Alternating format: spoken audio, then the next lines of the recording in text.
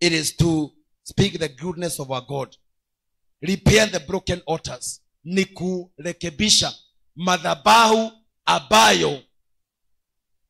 Unanisikiliza? The work of a priest, it is to repair the broken altars.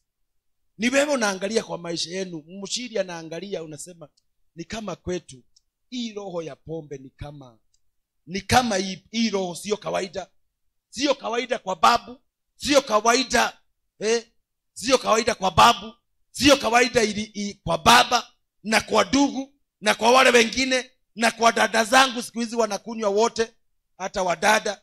Na hata mimi hiyo roho ni kama inaniandama. Ninakaanga ninasikia hiyo kitu. Nikiona mtu anapita nayo ninasikia hapa kujikuna. Bwana wetu asifiwe sana. Unajua ya kwamba that is a spirit. And therefore you as the priest of the house, ni wewe unafaa kurepair that altar. Unajua kwamba hapana, hapa I will repair this. What is to repair? It is to put things into the right order. Unasema hapana, hii umasikini ambayo ninaona ilikuwa na baba na mama, hii watoto kuanguka mtihani. Unajua ninasikianga watu wakisema ya kwamba kupita